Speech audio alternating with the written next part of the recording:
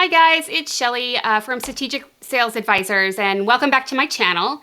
Hopefully you have been with me through the multi-level series that I've been doing on growth strategy. If we go back, and I'm hoping that you watch this, and it will make more sense if you watch this in progression, if you watch it from part one all the way through, we talked about understanding growth strategy and the areas, the four key areas of growth strategy. We went through some questions that you could take into account to make sure that you're ready, right, to put a strategic plan, a growth strategy plan into place. We talked about the consequences of rapid growth. And then we started to get into some of the things that we need in order to build our strategy, our growth strategy. So, things that you need, data, right, and where to get that. Talking about closure percentage and market saturation. Talking about our solutions, right? Is our solution still relevant in the marketplace? Do we need to make changes within whatever product or service that we put out there in order to make it relevant in today's and environment, and also to help us with that growth strategy? We talked about, where the clients find us and where are we finding clients and how are we focusing in on our market strategies and how that interplays with sales. We talked about our customer profile. Is our customer profile still correct? Do we need to take a look at that? Are we looking too wide or too narrow? And finally, we talked about, the sales organization and our sales team. Do we have the right people in the right seats? Are we optimizing the way that our organizational structure is put in place in order for business growth? And then do we need to focus in on some of the training, understanding some of the areas of performance where our team is lacking, and put some of that training in place in order for them to grow? And we need a lot of this information. We need a lot of this work before we can get into the next stage. And that's what we're going to talk about this week.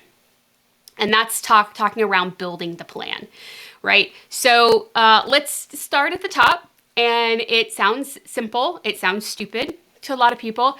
But the first thing that we need to do is we need to define the goal. What is the goal, or goals, because I would prefer that we had more than one, for our strategic plan?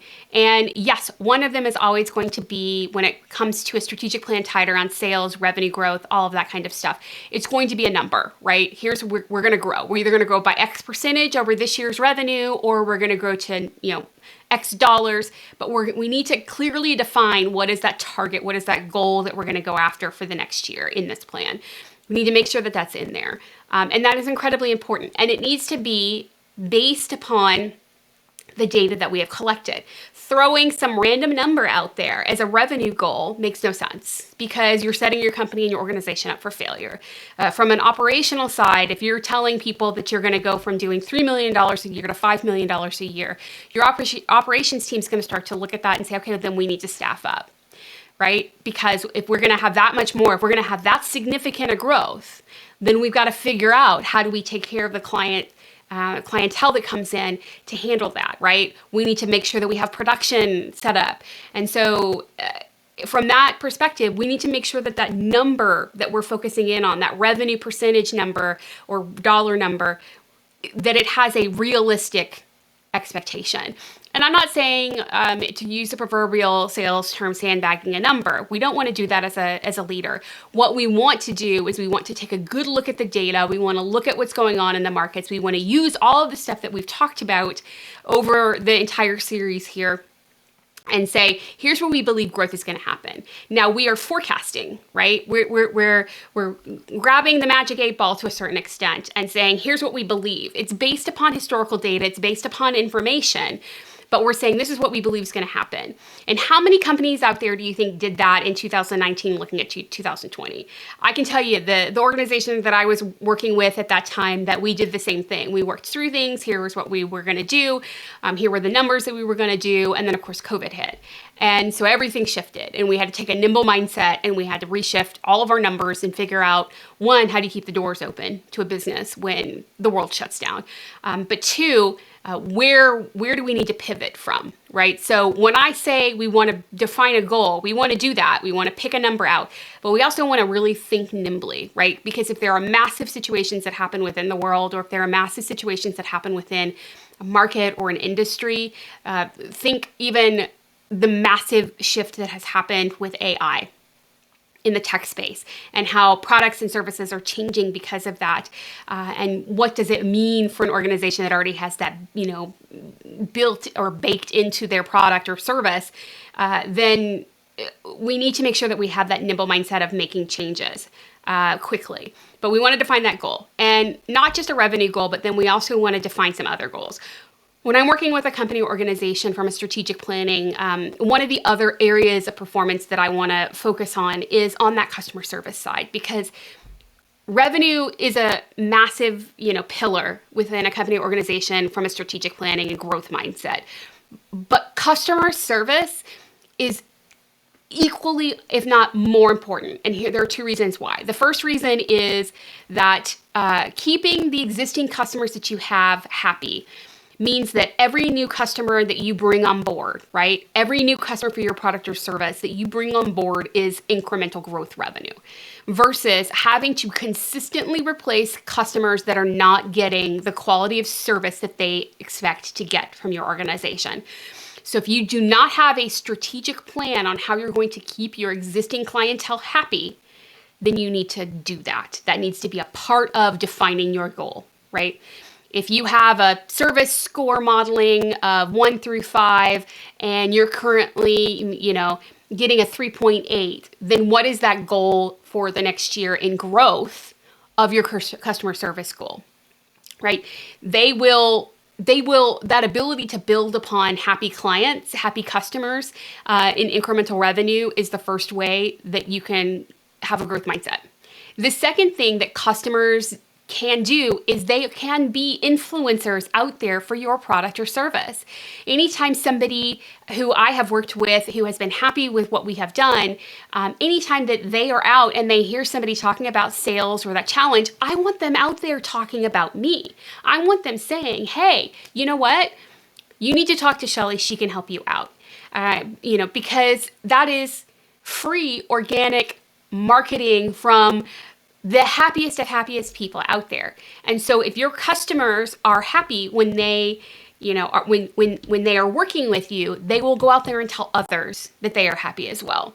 On the other side, if they have a negative experience with you and your organization, they will preach that to literally everyone they see, far more than they will talk about how happy they were with you or are with you.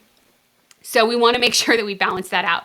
So revenue, having something tied to customer service, and typically in a strategic plan, you're going to have a third column at minimum talking operation. What are you going to do from an operational efficiency standpoint? As your growth mindset, what do you need to do for staffing or for manufacturing product uplift or that type of thing as things grow? They're all intertwined and they all link together. So defining those goals. And then what we forget to do sometimes is break those goals up into manageable pieces, right? So we want to focus in on then breaking them up into small wins and celebrating each small win. Okay. Sales, oftentimes, sales team members may have a monthly quota, a monthly goal that they have to hit, right? That's a small win each month that you can celebrate when they're hitting those numbers. If their performance is tied to some type of compensation for those, which most usually are in sales, that is tied in. But we need to do that for everything that we build into the strategic plan, into that sales strategic plan needs to have smaller parts and pieces where you can celebrate. Because the worst thing that can happen is you're consistently growing and things like that, but the team isn't 100% on board with everything because they're not seeing the wins or they're not seeing the celebration of the performance. There's nothing more demotivating for salespeople typically than not being celebrated. I hate to say it that way, but we like to have the high fives and we like to be called out and celebrated for the good things that we do. That's just when you're looking at a hunter mindset, they're going after business. Their focus is how do I chase and capture business? And usually with that comes, now how do you celebrate me? It's just fact of life. Now, not all of them. I'm not going to say 100% on anything, but that's usually in that space. So we want to, break those up into small wins. The next thing that we want to do is we want to look at it from a short, medium, and long-term goal perspective or actions there and identified. So let's say that you have a growth goal for 2024 of $1 million, and then you break that down, to $333,000.33 per quarter. Per trimester. Or $250,000 per quarter, whatever, however you break it down. And then that gets, further broken down by team member, et cetera. Your short-term goal, Q1, in the next 90 days might be to hit that $250,000 to achieve that. Your long-term goal is to hit that $1 million for the year. And I'm making this incredibly simple, but it's important as you're building those things that you are breaking that down into manageable bites, as we talked about, and that we are ranking them short, medium, and long term. Because sometimes in your strategic plan, there are things that are going to take multi-years. It's a fact of life. There are things that are going to, performance is not going to hit, or the customer service side of things that you have a longer term range goal, and that's going to hit that 12 months, 18 months, 24 months. And we want to identify those, because if we're trying to focus all of our energy on trying to get those accomplished within the first 90 days of a year or of that plan in place, that's going to be incredibly hard to do. You want to focus your energy in on the short, medium, and long term as it's needed. That's that's how you can use the time efficiently. Then we also want to rank each of the different actions, right? As we've identified our goals and we're starting to build the actions on getting to those goals, we want to identify those into, high, medium, and low, right? So we're doing a lot of work here on ranking all of the different things that we're going to do in order to hit our goals. And your high ones are going to be things that are incredibly important. Let's say you have one industry trade show a year that is where you get the most of your new potential clients. That's a high thing that you need to do, and maybe that's in 6 or 8 months from now. So maybe that's in the medium length, but it's incredibly important that you're focusing in on that, and that you break that down even further into, what are you doing pre-trade show? What are you doing at the trade show? What's your post-trade show strategy in order to optimize that and to help convert even more of that business to uncover more, right? So you want to make sure that you are prioritizing, again, what you're doing as it relates to how that will drive your performance. So again, breaking it up into small wins, having and ranking everything into short, medium, and long-term time frames, and then also ranking by priority, right? High, medium, low on the items that you're doing. It doesn't mean that low is not going to get done. It just means that energy is going to be given to the high and the medium probably first before you get to the low. And that is just, again, being that efficient in how you use and utilize your staff. And then finally, once you've got all of these things built and you've prioritized, now we need to get to implementation stage. And this is really where now we are breaking down not only the goals and the actions that we have set aside, we're now assigning who's responsible. My favorite thing to do with this is to do RACI modeling. And I'm hoping that you've heard of this, but if you haven't, a RACI model is basically assigning out all of the actions, giving them a timeline, giving them a high, medium, low, all of these types of things, but then also assigning who's responsible. And when I mean responsible, it doesn't mean that they're the only one working on it, but they are ultimately responsible for that action getting done, right? They need to make sure that that action is going to get done. Who is accountable? Accountability is typically who is also working on the project. They may be doing some of the heavy lifting on the project, but they may not be the one ultimately responsible for the project getting done or the action getting done. But they are part of it. They are accountable for getting things done. C is consulting. Who needs to be consulted on this? So, if you are doing something and marketing needs to be consulted on it, on, how it's integrating into their model or what's going on, or how it's integrating or affecting return on ad spend or any of those types of things, then they would be consulted as part of that action. And then finally, the I in it is informed. And these are people that just need to be informed, or maybe they need to sign off on different things so that you can get things done. Maybe there's a financial there's a financial aspect of what you're focused on, and you need to get someone to sign off on that spend. Then they would be in that informed category. So RACI modeling to me is a key part of implementation. But if you have a different model that you use, that's fine. That's great. But you do need to make sure that you are assigning out those actions to different team members, and that you are then following up on that. And we'll talk about that in here in just a second. But also from a sales perspective, we need to now break not only those actions out, but we need to break out goals for the sales team. So we need to put that together for the individual. How are they, what are they responsible for? What is the expectation and their territory, all of that type of stuff. That needs to be outlined as well in the implementation stage.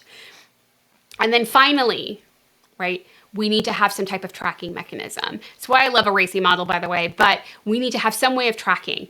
In sales, we need to be at minimum having a weekly sales meeting, and you need to be, as a leader, whether you're a sales leader or the owner, you need to be having weekly one-on-ones with the sales team. As an owner, I would say have your sales leader do that unless you don't have one. And then guess what? That's you.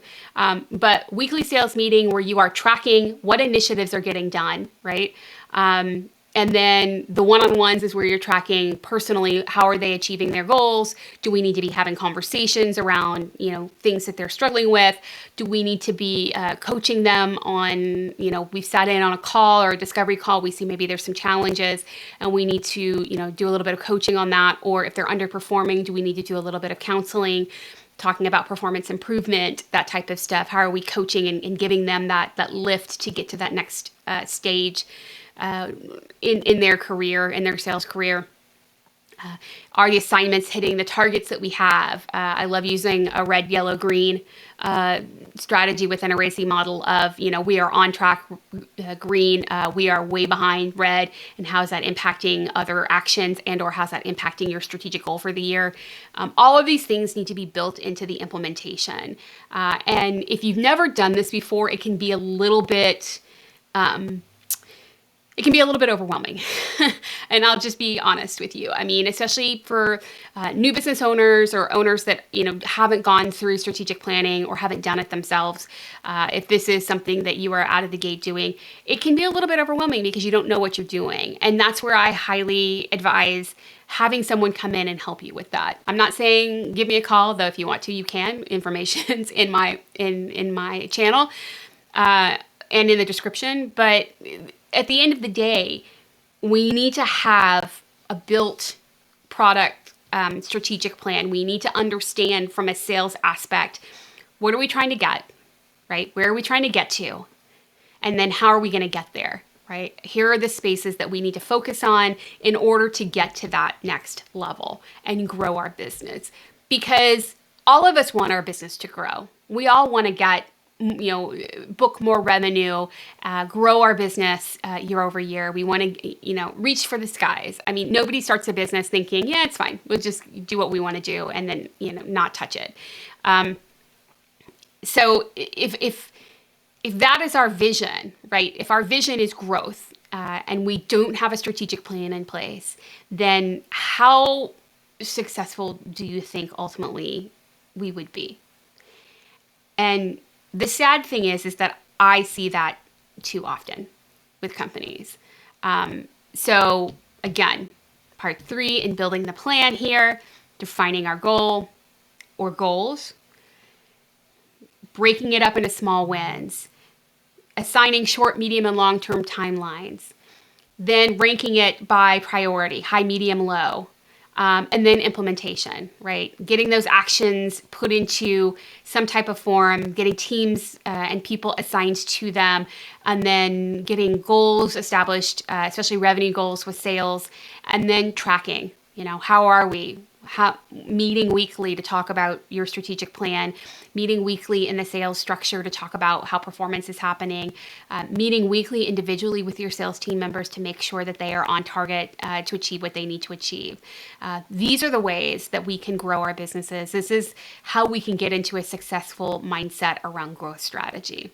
So long video. Sorry, guys. This is longer than some of the others, but really wanted to go through that part 3 with you guys in a little bit more detail. I hope you got something out of it. Again, if you did, or if you want to share anything, please connect with me through the comments, connect with each other through the comments.